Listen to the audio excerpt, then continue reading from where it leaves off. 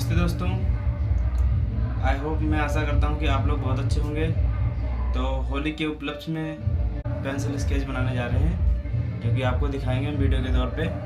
कोशिश करेंगे बढ़िया से बढ़िया बनाने के लिए। तो आपसे निवेदन है कि अगर वीडियो अच्छा लगे तो लाइक, सब्सक्राइब, कमेंट जरूर करें।